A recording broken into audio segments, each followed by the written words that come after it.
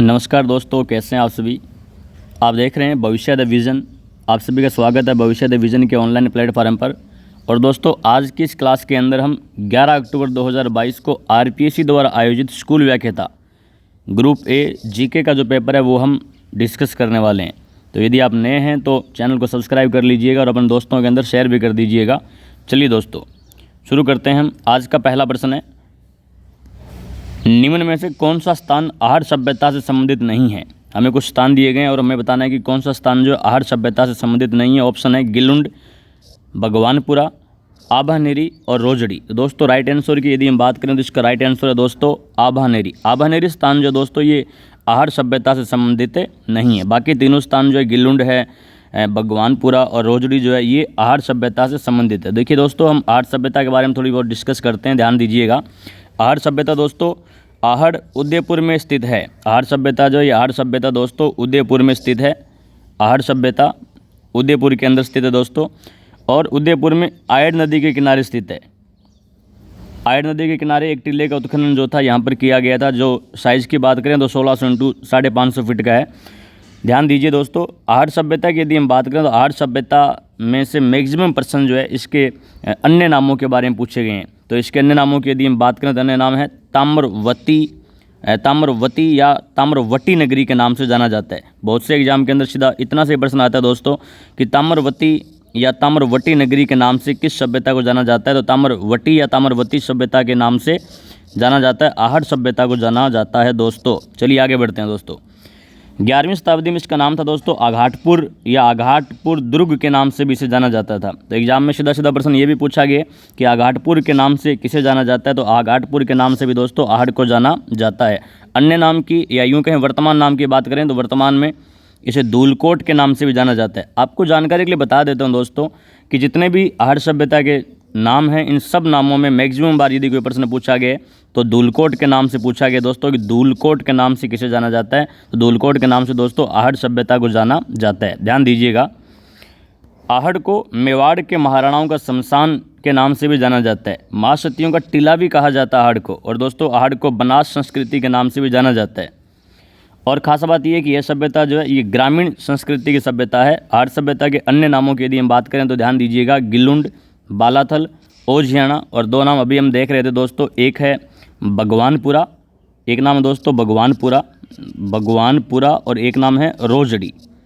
ये आहड़ सभ्यता के अन्य स्थान हैं। तो आप अच्छे से ये 5 नाम याद कर लीजिएगा। Number 1 Gilund, number 2 Balathal, number 3 Ojhiyana, number 4 Bhagwanpura और नंबर 5 रोजड़ी। ये आहड़ सभ्यता के अन्य स्थान है दोस्तों।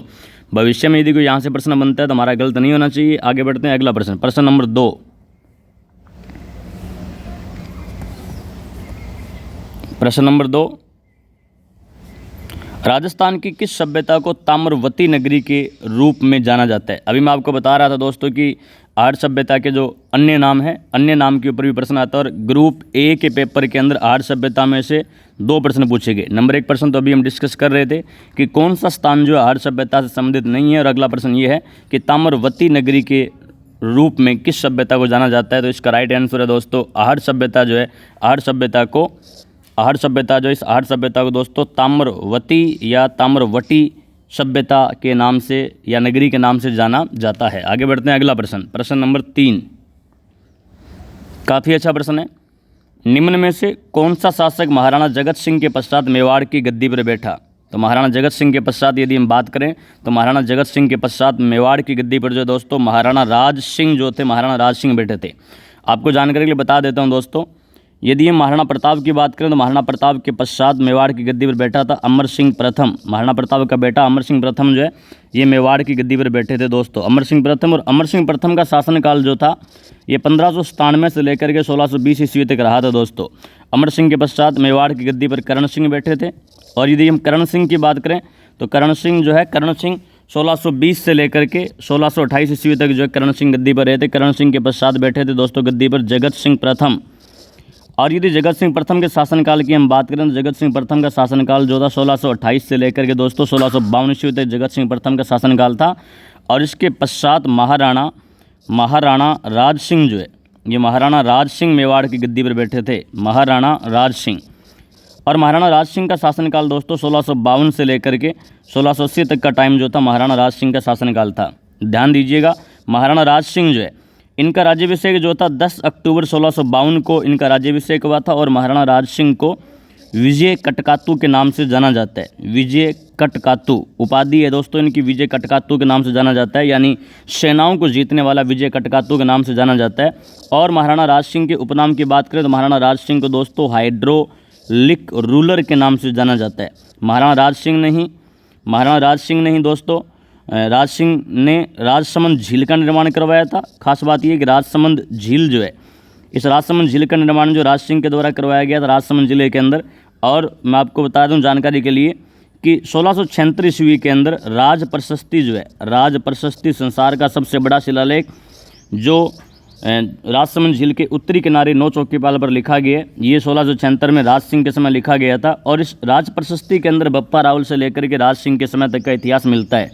ध्यान दीजिएगा, राज प्रशस्ति जो है ये राज प्रशस्ति रणछोड़ भट्ट तेलंग के द्वारा लिखी गई थी। रणछोड़ भट्ट तेलंग जो है इसके द्वारा संस्कृत भाषा के अंदर लिखी गई थी। संस्कृत भाषा के अंदर राज प्रशस्ति को लिखा गया था। और राज प्रशस्ति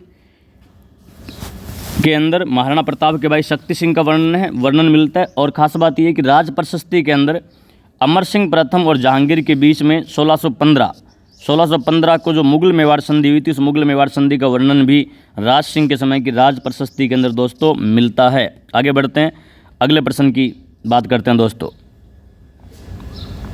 तो आप देख लीजिए, मैं आपको लिख करके ऑलरेडी बता ही चुका हूं दोस्तों कि जगत सिंह प्रथम का शासनकाल जो था 1628 से 52 था। आप देख लीजिए यहाँ पर 1628 से 52। और इनके पश्चात जो है राज सिंह 52 से 80 तक राजा बने थे। शासनकाल 52 से 80 था, इनका 10 अक्टूबर 1652 को राज्याभिषेक हुआ था। उपाधि विजय कटकातु और एक उपाधि अभी हम देख कर गए थे हाइड्रोलिक रूलर के नाम से भी इन्हें जाना जाता है, हाइड्रोलिक रूलर। आगे बढ़ते हैं, अगला प्रश्न, प्रश्न नंबर 4।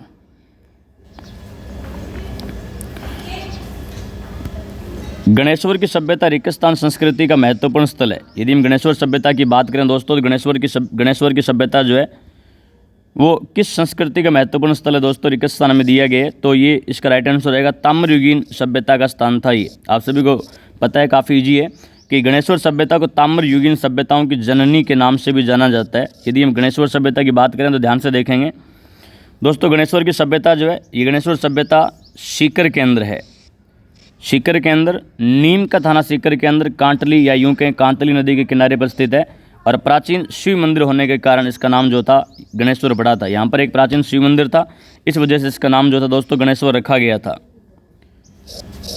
आगे बढ़ते हैं, खोज की बात करें तो इसकी खोज जो है 1972 ईस्वी के अंदर रतन चंद्र अग्रवाल ने राजस्थान विश्वविद्यालय के पुरातत्व विभाग के सहयोग से की थी। और इसकी खोज गणेश्वर सभ्यता की खोज जो है वो पूना की एक विशेषज्ञ टीम ने की थी। उत्खनन रतन चंद्र अग्रवाल और विजय कुमार के द्वारा उत्खनन किया गया था। उपनामों की बात करें तो ताम्रयुगीन सभ्यता का स्थल माना जाता है, अतः इसे ताम्रयुगीन सभ्यता की जननी भी कहा जाता है। ध्यान दीजिएगा, खास बात ये दोस्तों कि यहाँ से पाषाण काल से लेकर के ताम्र काल तक की वस्तुएं प्राप्त हुई है और इसे पुरातत्व का पुष्कर के नाम से जाना जाता है। खास बात ये भी है कि ताम्रयुगीन सांस्कृतिक केंद्रों में से प्राप्त तिथियों में से गणेश्वर सभ्यता सबसे प्राचीन है और इसे कहा जाता है ताम्रयुगीन सभ्यताओं की जननी। यहाँ से प्रमुख जानकारियाँ हमें क्या क्या प्राप्त हुआ है यदि देखें हम लोग तो ध्यान दीजिएगा, यहाँ से खुदाई में पत्थर का बांध मिला है, पत्थर के भवन मिले हैं। ईंटों का प्रमाण नहीं होना इस बात का घोतक है, पत्थर के बांध और पत्थर के भवन मिले हैं। एग्जाम में पूछा जाता है किस सभ्यता से पत्थर के बांध और पत्थर के भवन मिले हैं, तो दोस्तों गणेश्वर सभ्यता से मिले हैं। खास बात यह दोस्तों कि यहाँ से खुदाई में 400 से अधिक पत्थर के बनागर मिले हैं, फर्श मिले हैं, ताम्र वस्तु बनाने का कारखाना मिला है और यहाँ से प्राप्त जो ताम्र वस्तु हैं वो 97% तक शुद्ध है दोस्तों। और यहाँ की खुदाई में मछली पकड़ने का कांटा मिला है, मांसाहार के प्रमाण मिले हैं और दोहरे घुमाव वाला पेश मिला है। खास बात ये भी है दोस्तों कि यहाँ से कपीश वर्णी मर्दभांड मिले हैं। एग्जाम में पूछा जाता है कपीश वर्णी मर्दभांड या पूछा जाता है गेरिक या गेरुआ रंग के मर्दभांड जो है ये कहाँ से मिले हैं। गेरिक मर्दभांड कहाँ से प्राप्त हुए दोस्तों, तो गेरिक मर्दभांड जो है गेरिक मर्दभांड गणेश्वर की सभ्यता नीम का थाना सीकर के अंदर जो कांतली नदी के किनारे वहाँ से प्राप्त हुए हैं। आगे बढ़ते हैं, अगला प्रश्न, प्रश्न नंबर 5 काफ़ी इजी प्रश्न है। शायद ही आप में से कोई ऐसा कैंडिडेट हो जिसको ये प्रश्न ना आए। प्रश्न है दोस्तों, अर्ली चौहान डायनेस्टीज पुस्तक के लेखक हैं। तो दोस्तों अर्ली चौहान डायनेस्टीज पुस्तक की यदि हम बात करें तो अर्ली चौहान डायनेस्टीज पुस्तक के लेखक जो है वो दशरथ शर्मा हैं। ध्यान दीजिएगा, अर्ली चौहान डायनेस्टीज नामक पुस्तक दशरथ शर्मा की है। चूरू के दशरथ शर्मा, इनका संबंध चूरू से है दोस्तों। और इस अर्ली चौहान डायनेस्टीज पुस्तक के अनुसार यह यूँ कहें, दशरथ शर्मा के अनुसार वासुदेव चौहान जो थे वो सपादलक्ष यानी अजमेर के चौहानों के संस्थापक माने जाते हैं। आगे बढ़ते हैं, अगला प्रश्न, प्रश्न नंबर 6। प्रश्न नंबर 6, अलाउद्दीन खिलजी ने 1311 ईस्वी में जालोर को जीत करके उसका नया नाम क्या रखा था? काफ़ी इजी प्रश्न है। अलाउद्दीन खिलजी ने 1311 ईस्वी में जालोर को जीत करके उसका नया नाम जो दोस्तों जलालाबाद नाम रखा था। ध्यान दीजिएगा, 1310-11 ईस्वी के अंदर सुवर्णगिरी यानी जालोर का साका हुआ था। आक्रमण करने वाला जो था अलाउद्दीन खिलजी था। और अलाउद्दीन खिलजी ने जालोर दुर्ग पर आक्रमण किया। यहाँ कानड़दे और उसका पुत्र वीरमदेव चौहान मारे गए थे। और दुर्ग जीतने के बाद अलाउद्दीन खिलजी ने इसका नाम जो जलालाबाद नाम रखा था। दोस्तों एग्जाम के अंदर कई बार सीधा सीधा प्रश्न जैसे सेकंड ग्रेड के अंदर पूछा गया जीके के अंदर कि कानड़दे थे, तो कानड़दे दोस्तों ऑप्शन होता है जालोर के शासक। कानड़दे थे या कानड़दे कौन थे? तो कानड़दे दोस्तों जालोर के शासक थे। सीधा सीधा पूछा गया कि कानड़दे कौन थे? कानड़दे जालोर के शासक थे। आगे बढ़ते हैं, अलाउद्दीन खिलजी ने दोस्तों जालोर दुर्ग में एक मस्जिद का निर्माण करवाया था और उस मस्जिद को अलाउद्दीन खिलजी की मस्जिद के नाम से भी जाना जाता है वर्तमान के अंदर।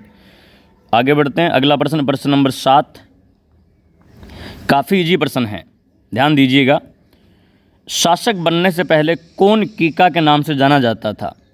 राजा बनने से पहले कीका के नाम से किसे जाना जाता था? तो दोस्तों राजा बनने से पहले कीका के नाम से महाराणा प्रताप को जाना जाता था। बहुत से एग्जाम के अंदर सीधा सीधा ये प्रश्न जो पूछा जाता है कि कीका के नाम से किसे जाना जाता है या महाराणा प्रताप के बचपन का नाम क्या था? दोस्तों महाराणा प्रताप के बचपन का नाम कीका था। हम कुछ इंपॉर्टेंट बातें जो एग्जाम पॉइंट ऑफ व्यू से इंपॉर्टेंट है वो हम यहाँ पर डिस्कस करने वाले हैं, तो ध्यान से देखेंगे आप लोग। यदि महाराणा प्रताप की बात करें तो इनका शासनकाल जो था 1572 से लेकर के 1597 ईस्वी तक इन्होंने शासन किया था। 28 फरवरी 1572 में इनका राज्याभिषेक हुआ था और 19 जनवरी 1597 को इनकी मृत्यु हुई थी। अर्थात इन्होंने 24 वर्ष शासन किया था दोस्तों। ध्यान दीजिएगा, इनके पिता का नाम था उदय सिंह, माता का नाम था जयवंताबाई, पत्नी अजबदे पंवार, पुत्र अमर सिंह प्रथम, भाई का नाम था शक्ति सिंह और एक जो हमें खास करके पढ़ना होता है उसका नाम था दोस्तों जगमाल। राणा उदय सिंह ने अपनी रानी बटियाणी धीरबाई के प्रभाव में आकर के जगमाल को उत्तराधिकारी घोषित किया था।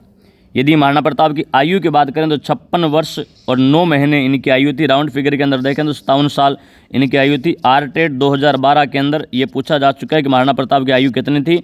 57 साल आयु थी दोस्तों। शासनकाल देखें तो शासनकाल जो है ये इनका शासनकाल था 24 वर्ष। असिस्टेंट प्रोफेसर एग्जाम 2007 के पेपर के अंदर पूछा गया महाराणा प्रताप का शासनकाल कितने साल था? दोस्तों शासनकाल 24 वर्ष था। ध्यान दीजिएगा, महाराणा प्रताप सिसोदिया वंश का एक महान राजा था। और महाराणा प्रताप के यदि जन्म की हम बात करें तो महाराणा प्रताप का जन्म जो है ये कुंभलगढ़ के अंतः दुर्ग कटारगढ़ के बादल महल में 9 मई 1540 ज्येष्ठ शुक्ला तृतीय विक्रमी संवत 1597 को हुआ था। इतिहास का एकमात्र राजा महाराणा प्रताप है जिसका जन्म 1597 विक्रमी संवत में और मृत्यु जो 1597 ईस्वी सन के अंदर हुई थी। अर्थात 57 साल के थे महाराणा प्रताप जो थे। बचपन का नाम था कीका। और दोस्तों भीलों में छोटे बालक को कीका के नाम से जाना जाता है। यदि हम कर्नल टोड की बात करें तो कर्नल टोड ने महाराणा प्रताप को मेवाड़ केसरी, हल्दी घाटी का शेर कहा है। महाराणा प्रताप को हिंदुआ सूरज, कभी न डूबने वाला सूरज यानी हिंदुआ सूरज के नाम से और हल्दी घाटी के शेर के नाम से जाना जाता है। दोस्तों महाराणा प्रताप का जो पहला राज्याभिषेक जो था वो गोगुंदा के जंगलों में 28 फरवरी 1572 को गोगुंदा के जंगलों के अंदर हुआ था। उस समय इनकी आयु थी दोस्तों 32 साल। और महाराणा प्रताप मेवाड़ के 54वें क्रम के शासक थे दोस्तों। 57 साल आयु थी, ध्यान दीजिए 57 साल आयु थी, 24 साल शासन किया था, 54वें क्रम पर राजा बने थे। 32 साल की आयु में इनका पहला राज्याभिषेक हुआ था और 9 मई 1540 को इनका जन्म हुआ था। 9 मई 1540 को महाराणा प्रताप का जन्म हुआ था। 57 साल के थे, 24 साल शासन किया था। इतिहास के 54वें राजा थे मेवाड़ के इतिहास के। मोस्ट इंपॉर्टेंट आजकल प्रश्न दोस्तों यहाँ से ज़्यादा पूछे जा रहे हैं। महाराणा प्रताप का दरबारी विद्वान कौन था, या कोई तीन चार रचनाओं का नाम देके पूछ लेंगे कौन सी रचना चक्रपाणि मिश्र की थी, कौन सी नहीं थी, तो अच्छे से सुनेंगे आप लोग। यदि हम दोस्तों दरबारी विद्वानों की बात करें, महाराणा प्रताप के दरबारी विद्वानों की बात करें तो ध्यान दीजिएगा, एक थे चक्रपाणि मिश्र, एक थे जीवधर और एक थे दोस्तों सादुलनाथ त्रिवेदी। ध्यान दीजिए, चक्रपाणि मिश्र ने मुहूर्तमाला, विश्ववल्लभ, राज्याभिषेक पद्धति और व्यवहार दर्श आदि 4 ग्रंथ लिखे थे। आप ध्यान से सुनिएगा दोस्तों, आपको यहाँ पर 4 ग्रंथ याद रखने हैं। चक्रपाणि मिश्र ने मुहूर्तमाला, विश्ववल्लभ, राज्याभिषेक पद्धति और व्यवहार दर्श निम्न 4 ग्रंथ लिखे थे। ध्यान दीजिए, कई बार सीधा सीधा आता है कि महाराणा प्रताप के दरबारी कवि का नाम बताइए, चक्रपाणि मिश्र, और ये प्रश्न HM एग्जाम 2018 के अंदर पूछा गया था। कई बार प्रश्न आता है कि निम्न में से कौन सी रचना चक्रपाणि मिश्र की नहीं है। आपको 4 रचनाएं याद करनी है, मुहूर्तमाला, विश्ववल्लभ, राज्याभिषेक पद्धति और व्यवहार दर्श। आपको जानकारी के लिए बता देता हूं दोस्तों, यदि आपसे पूछे राजवल्लभ, तो राजवल्लभ रचना जो दोस्तों ये राणा कुंभा के समय के प्रख्यात शिल्पी, कुंभलगढ़ दुर्ग के शिल्पी मंडन की रचना है, न कि चक्रपाणि मिश्र की। तो कई बार ऑप्शन में चौथा ऑप्शन राजवल्लभ ही होता है, राजवल्लभ मंडन के द्वारा लिखा गया, जबकि विश्ववल्लभ जो है विश्ववल्लभ चक्रपाणि मिश्र के द्वारा लिखा गया है। आगे बढ़ते हैं दोस्तों, चक्रपाणि मिश्र जो है, ये चक्रपाणि मिश्र 4 वेदों के ज्ञाता थे, 6 दर्शनों के ज्ञाता थे, धर्मशास्त्रों का इन्हें नॉलेज था और वनस्पति विज्ञान के विशेषज्ञ थे। वनस्पति विज्ञान के विशेषज्ञ थे चक्रपाणि मिश्र जो थे। और इनके दरबारी विद्वान यदि हम जीवधर की बात करें तो जीवधर ने अमरसार नामक ग्रंथ की रचना की थी। कॉलेज लेक्चरर एग्जाम 2021 के अंदर मिलान करो प्रश्न के अंदर अमरसार पुस्तक पूछी गई थी। ध्यान दीजिए, यदि हम सादुलनाथ त्रिवेदी की बात करें तो इन सादुलनाथ त्रिवेदी को महाराणा प्रताप ने मंडेर नामक जागीर जो थी दोस्तों भेंट की थी। ध्यान दीजिएगा, मंडेर नामक जागीर जो थी महाराणा प्रताप के द्वारा किसे भेंट की गई, तो सादुलनाथ त्रिवेदी को भेंट की गई थी।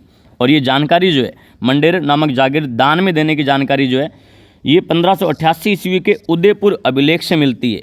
उदयपुर अभिलेख के अंदर इस बात की जानकारी मिलती है कि महाराणा प्रताप ने सादुलनाथ त्रिवेदी को मंडेर नामक जागीर जो है मंडेर नामक जागीर भेंट की थी। और ध्यान दीजिए, यदि महाराणा प्रताप के समय में महाराणा प्रताप के दरबार में चारण कवियों की बात करें तो इनके दरबार में रामा सांधु और माला सांधु नाम के 2 चारण कवि भी रहते थे। रामा सांधु, माला सांधु नाम के 2 चारण कवि भी इनके दरबार में रहते थे। ध्यान दीजिएगा, सैनिकों में उत्साह का संचार करने, त्याग और बलिदान की भावना उत्पन्न करने के लिए चारण कवि रामा सांधु और माला सांधु प्रताप की सेना के साथ रहते थे।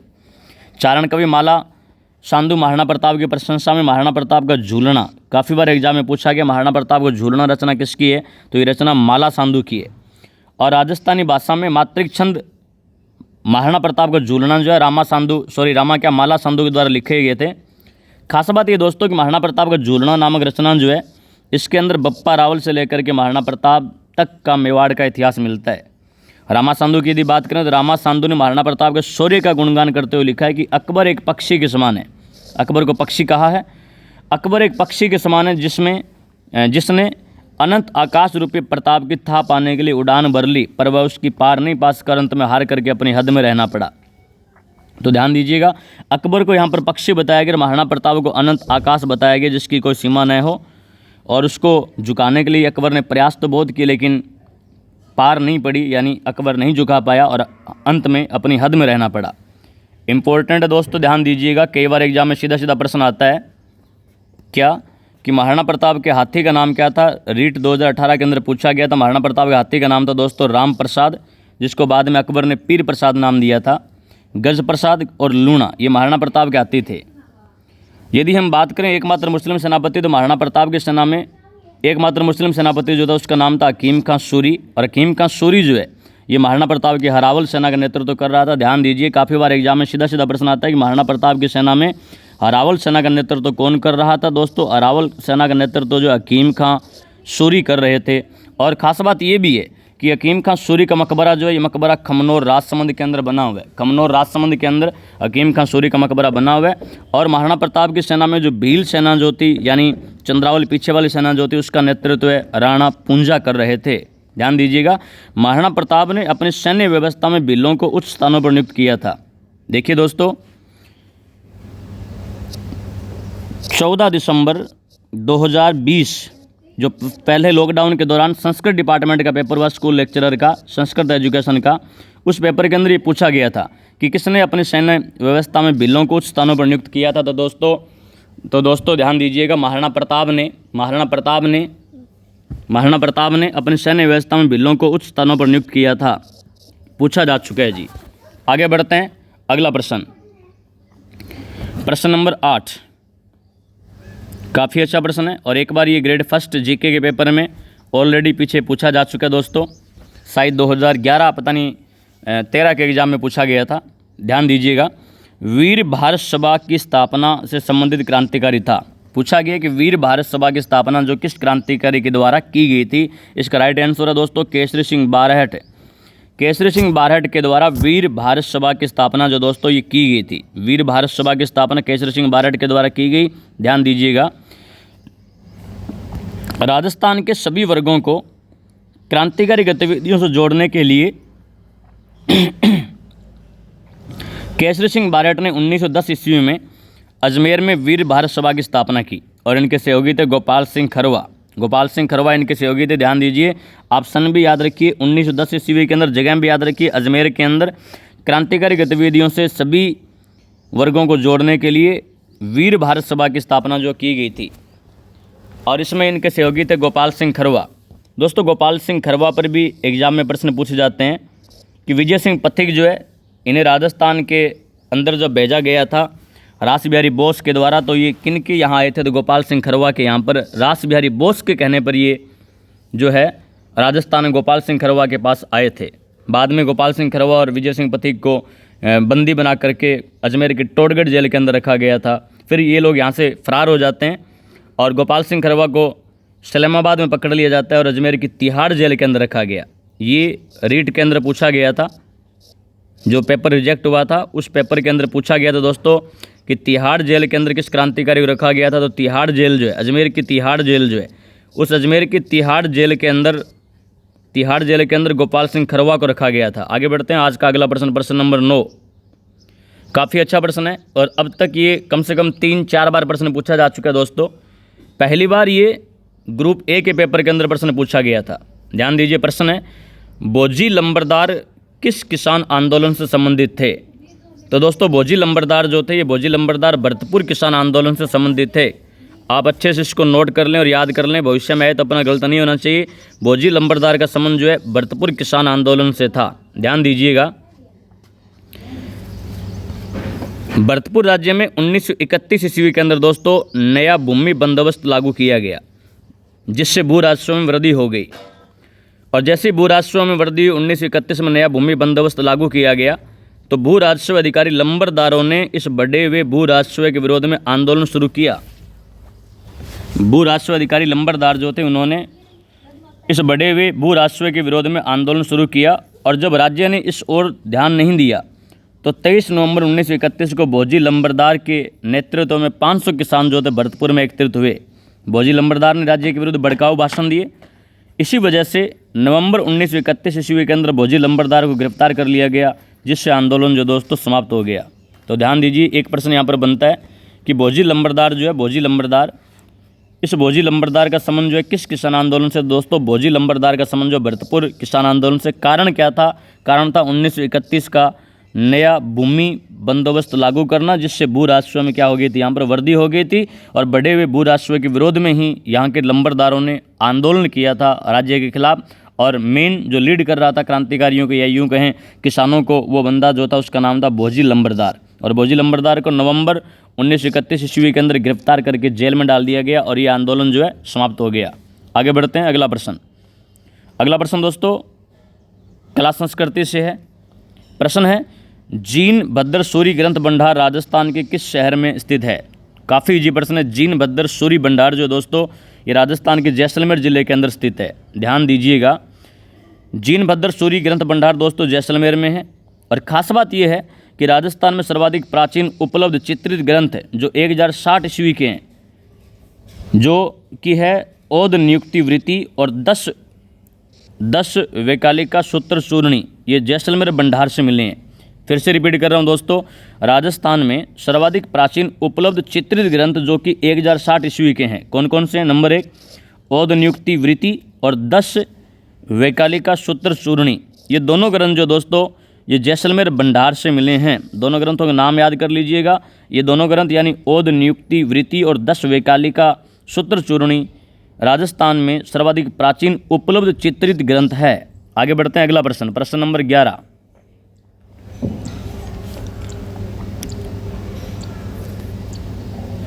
कपड़े पर चित्रित रिक्तस्थान नाथ द्वारा चित्रकला शैली का सजीव उदाहरण है। तो दोस्तों कपड़े पर चित्रित यदि नाथ द्वारा चित्रकला शैली की बात करें तो नाथ द्वारा चित्रकला शैली का सजीव उदाहरण दोस्तों पिछवाई कला है। पिछवाई कला काफ़ी इजी प्रश्न था। यदि हम नाथ द्वारा शैली की बात करें तो ध्यान दीजिएगा, यह उदयपुर और ब्रज शैली का समन्वित रूप है दोस्तों। नाथ द्वारा राजसमंद में वल्लभ संप्रदाय पुष्टि मार्ग संप्रदाय की भारत प्रसिद्ध प्रमुख पीठ भी स्थित है। और नाथ द्वारा शैली पिछवाई चित्रण हेतु प्रसिद्ध है दोस्तों, जिसमें कृष्ण जी के बाल रूप, और खास बात यह कि बाल रूप को कहा जाता है दोस्तों श्रीनाथ, श्रीनाथ के नाम से जाना जाता है। कृष्ण जी के बाल रूप यशोदा, नंद, गोपियों और राधा कृष्ण आदि का चित्रांकन किया गया है। इम्पोर्टेंट है दोस्तों, कमला और इलायची नामक महिला चित्रकार जो नाथ द्वारा चित्रकला शैली से संबंधित है। अधीनस्थ चयन बोर्ड के द्वारा काफ़ी बार एग्जाम में पूछा गया 2022 और 23 के अंदर कि नाथ द्वारा चित्रकला शैली से संबंधित महिलाएं कौन कौन सी है, या पूछा गया कि नाथ द्वारा चित्रकला शैली से संबंधित महिलाएं कौन कौन सी है, या नाम दे के पूछा गया जी कि कमला और इलायची नामक महिला चित्रकारों का संबंध किस चित्रकला शैली से है। तो कमला और इलायची महिला चित्रकार जो है इनका संबंध दोस्तों नाथ द्वारा चित्रकला शैली से है। यदि हम अन्य चित्रकारों की बात करें तो बाबा रामचंद्र, नारायण, चतुर्भुज, रामलिंग, चंपालाल, घासीराम, तुलसीदास, ये अन्य चित्रकार है नाथ द्वारा चित्रकला शैली के। आगे बढ़ते हैं, अगला प्रश्न,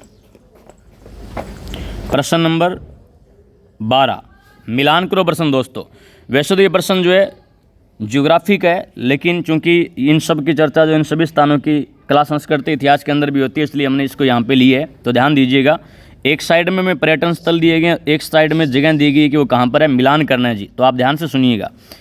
दिलवाड़ा जो है जैन मंदिरों के लिए जाना जाता है, और दिलवाड़ा के जैन मंदिर दोस्तों सिरोही में है।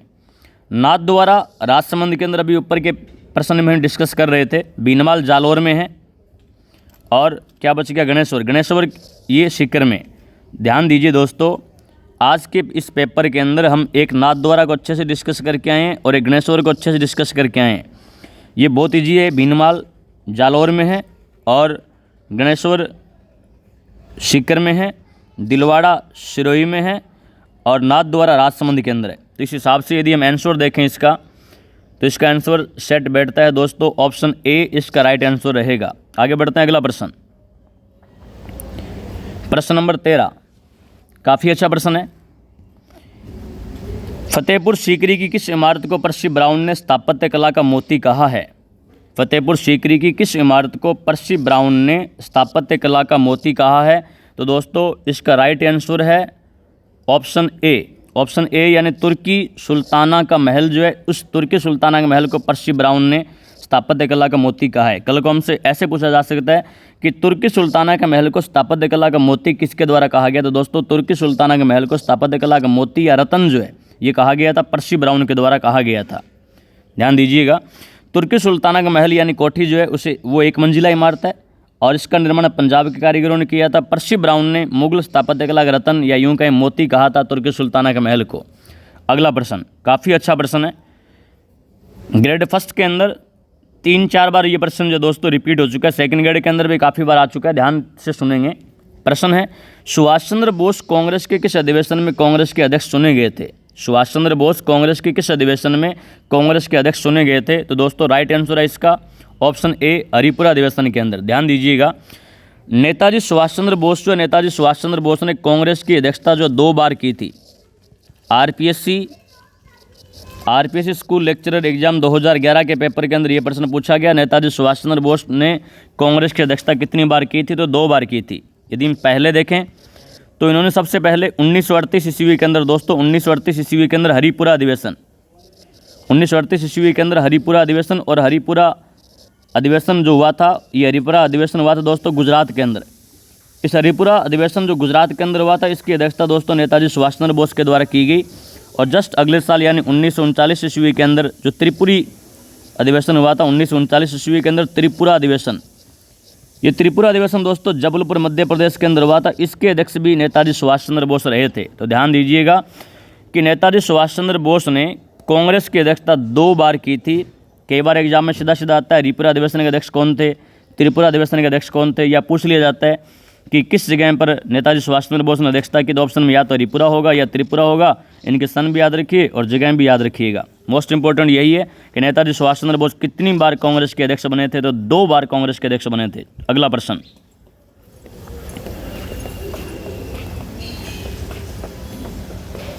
काफी अच्छा प्रश्न है। प्रश्न है जी, मुद्रा राक्षस और देवी चंद्रगुप्तम के रचयिता कौन है। यह प्रश्न गुप्त काल से पूछा गया था। मुद्रा राक्षस और यदि हम देवी चंद्रगुप्तम की बात करें तो इनका रचयिता विशाखदत्त है दोस्तों। कुछ रचनाएं यहाँ पर दी गई है, आप अच्छे से इनको याद कीजिए, नोट भी कर लीजिएगा। मृच्छाकटिकम यानी मिट्टी की गाड़ी शूद्र की रचना है। देवी चंद्रगुप्तम और मुद्रा राक्षस अभी हम देख रहे थे, विशाखदत्त की रचना है। कृतार्जुनियम ये 12वीं की रचना है दोस्तों। काव्य दर्शन और 10 कुमार चरित्र दोस्तों दंडिन की रचना है। अमर काव्य काफ़ी बार एग्जाम में पूछा जाता है। अमर काव्य अमर सिंह की रचना है। पंचतंत्र विष्णु शर्मा की रचना है। कामसूत्र वात्सायन की रचना है। और चंद्र व्याकरण चंद्र मोगिन की रचना है। विशुद्धि मग की बात करें, विशुद्धि मग जिसे त्रिपिटक की कुंजी कहा जाता है, ये बुद्ध घोष की रचना है दोस्तों। एग्जाम में काफ़ी बार यहाँ से मिलान करो या कोई एक रचना का नाम देके पूछा जाता है कि कौन सी रचना किसकी है, तो आप अच्छे से इनको याद कर लीजिएगा। आगे बढ़ते हैं और आज का लास्ट प्रश्न है दोस्तों इस पेपर का, काफ़ी अच्छा प्रश्न है। विदेशी शासन कितना भी अच्छा क्यों न हो वह स्वराज्य की बराबरी नहीं कर सकता। इस कथन में किसके विचार अभिव्यक्त होते हैं। विदेशी शासन कितना भी अच्छा क्यों न हो वह स्वराज्य की बराबरी नहीं कर सकता, ऐसे कहने वाले दोस्तों स्वामी दयानंद सरस्वती थे। स्वामी दयानंद सरस्वती ने कहा था कि विदेशी शासन कितना भी अच्छा क्यों न हो वह स्वराज्य की बराबरी नहीं कर सकता। यदि हम स्वामी दयानंद सरस्वती के बारे में कुछ बातें करें तो ध्यान दीजिएगा, स्वामी दयानंद सरस्वती स्वशासन को विदेशी शासन से अच्छा मानते थे। इनके अनुसार बुरे से बुरा देसी राज्य अच्छे से अच्छे विदेशी राज्य से अच्छा है। ध्यान दीजिएगा, श्रीमती एनी बेसेंट के अनुसार दयानंद सरस्वती ऐसे पहले व्यक्ति थे जिन्होंने कहा था भारत भारतवासियों के लिए ही है, भारत भारतवासियों के लिए है। ऐसा कहने वाले दयानंद सरस्वती पहले व्यक्ति थे। ऐसा श्रीमती एनी बेसेंट ने कहा है। श्रीमती एनी बेसेंट का संबंध आयरलैंड से है दोस्तों। यदि हम बात करें स्वामी दयानंद सरस्वती से जुड़ी हुई एक संस्था आर्य समाज की बात करें, आर्य समाज, तो दोस्तों आर्य समाज जो है, आर्य समाज की स्थापना दयानंद सरस्वती के द्वारा 10 अप्रैल 1975 को बम्बई के अंदर की गई थी। ए फॉर आर्य समाज की स्थापना बी फॉर बम्बई के अंदर की गई थी। और स्वामी दयानंद सरस्वती ने नारा दिया था दोस्तों, वेदों की ओर लौटो। शुद्धि आंदोलन चलाया था और वेदों की ओर लौटो इन्होंने नारा दिया था। इंपॉर्टेंट है दोस्तों, वैलेंटाइन शिरोल ने अपनी पुस्तक इंडियन अर्नेस्ट में आर्य समाज को भारतीय अशांति का जन्मदाता कहा है। ध्यान से सुनिएगा दोस्तों, वैलेंटाइन शिरोल ने अपनी पुस्तक इंडियन अर्नेस्ट में नंबर 1 आर्य समाज को और नंबर 2 दोस्तों बाल गंगाधर तिलक जो है, बाल गंगाधर तिलक को भारतीय अशांति का जनक कहा है। इंपॉर्टेंट याद रखिए, नंबर 1 आर्य समाज को भारतीय अशांति का जनक कहा है और नंबर 2 क्रांतिकारी में बाल गंगाधर तिलक जो है, बाल गंगाधर तिलक को भारतीय अशांति का जनक कहा है दोस्तों। यदि हम दयानंद सरस्वती की रचनाओं की बात करें, इंपॉर्टेंट है सत्यार्थ प्रकाश। 2015 की वैकेंसी जो 16 के अंदर एग्जाम हुआ था ग्रेड फर्स्ट का, उसके अंदर सत्यार्थ प्रकाश के बारे में पूछा जा चुका है। इनकी रचनाएं हैं सत्यार्थ प्रकाश और इसका अधिकांश भाग इन्होंने उदयपुर में लिखा था। वेदांग प्रकाश, ऋग्वेद दि भाष्य, मोस्ट इंपॉर्टेंट सत्यार्थ प्रकाश याद रखिए दोस्तों। सत्यार्थ प्रकाश जो है ये हिंदी के अंदर लिखी गई थी, हिंदी भाषा के अंदर लिखी गई, ज़्यादातर भाग इसका उदयपुर के अंदर लिखा गया था। ध्यान दीजिएगा, सत्यार्थ प्रकाश आर्य समाज की सबसे प्रमुख पुस्तक सत्यार्थ प्रकाश है, जिसकी रचना वाराणसी के सरकारी कर्मचारी जय किशन दास के सुझाव पर की गई थी। ध्यान दीजिए, इसकी रचना वाराणसी के सरकारी कर्मचारी जय किशन दास के कहने पर की गई थी या इनके सुझाव पर की गई थी दयानंद सरस्वती के द्वारा। इंपॉर्टेंट दोस्तों, एग्जाम के अंदर काफ़ी बार पूछा भी गया कि केशव चंद्र सेन की सलाह पर दयानंद सरस्वती ने हिंदी भाषा में अपने विचारों का प्रसार किया था। ये नाम अच्छे से नोट डाउन कर लीजिए, किसकी सलाह पर दयानंद सरस्वती ने हिंदी भाषा में अपने विचारों का प्रसार किया, तो उस व्यक्ति का नाम है केशव चंद्र सेन या केशव चंद्र सेन। और खास बात यह कि आर्य समाज की पुस्तक सत्याग्रह प्रकाश भी हिंदी में ही लिखी और इसके लिखने का अधिकांश कार्य उदयपुर में किया गया, कुछ भाग वाराणसी में लिखे गए थे। इस पुस्तक का प्रकाशन दोस्तों वैदिक यंत्रालय अजमेर से किया गया था। तो आपको जानकारी के लिए बता देता हूँ कि आरपीएससी ग्रेड फर्स्ट 2016 में इसका प्रकाशन ही पूछा गया, प्रकाशन कहाँ हुआ था। बोर्ड ने उत्तर माना था दोस्तों उदयपुर माना था, और किसी एक डॉक्टर सुखविंदर सिंह गहलोत MHRD की हिंदी ग्रंथालय की किताब के अंदर दिया भी गया था कि उदयपुर में इनका प्रकाशन हुआ था। आंसर भी ये माना गया, लेकिन बाद में इस प्रश्न को डिलीट कर दिया गया क्योंकि मैक्सिमम किताबें इसका प्रकाशन जो है वैदिक यंत्रालय अजमेर से मानती है। तो फिर से बता देता हूँ कि आंसर बोर्ड के द्वारा उदयपुर माना गया, लेकिन बाद में प्रश्न डिलीट हुआ। इसका प्रकाशन जो है वैदिक यंत्रालय अजमेर से किया गया है। यदि दयानंद सरस्वती से जुड़ी एक संस्था की बात करें तो याद रखिए परोपकारिणी सभा 27 फरवरी 1883 को इसका गठन हुआ था। ध्यान दीजिए दोस्तों, दयानंद सरस्वती ने 27 फरवरी 1883 को उदयपुर में सज्जन सिंह, महाराणा सज्जन सिंह के समय परोपकारिणी सभा की स्थापना की और सज्जन सिंह को इसका सभापति बनाया था। इम्पोर्टेंट है दोस्तों कि दयानंद सरस्वती ने करौली में पहली बार जनता को 4 शब्द दिए थे। कौन कौन से? स्वराज, स्वराष्ट्र, स्वप्रेम, स्वभाषा। आप चारों शब्द याद रखिए। नंबर 1, ये कहाँ दिए थे? करौली में दिए। कितने शब्द दिए? 4 दिए। और कौन कौन से दिए? स्वराज, स्वराष्ट्र, स्वप्रेम, स्वभाषा। इंपॉर्टेंट है कि स्वराज शब्द का प्रयोग सर्वप्रथम दयानंद सरस्वती ने ही किया था। 3 बातें यहाँ पर याद रखिए। नंबर 1, स्वराज शब्द का सर्वप्रथम प्रयोग दयानंद सरस्वती के द्वारा किया गया। नंबर 2 याद रखिए दोस्तों, नारे के रूप में बाल गंगाधर तिलक के द्वारा स्वराज शब्द का प्रयोग किया गया कि स्वराज्य मेरा जन्मसिद्ध अधिकार है, मैं इसे लेकर रहूँगा। और देखें, स्वराज शब्द कांग्रेस के अधिवेशनों के अंदर सबसे पहली बार प्रयोग जो है इसके सबसे पहली बार प्रयोग किया गया था दोस्तों 1906 ईस्वी के अंदर। 1906 ईस्वी के अंदर कांग्रेस के कलकत्ता अधिवेशन के अंदर सबसे पहली बार जो स्वराज शब्द का प्रयोग जो है ये किया गया था। तो आज के लिए इतने दोस्तों, मिलते हैं अगली क्लास के अंदर। तब तक के लिए जय हिंद, जय भारत, धन्यवाद।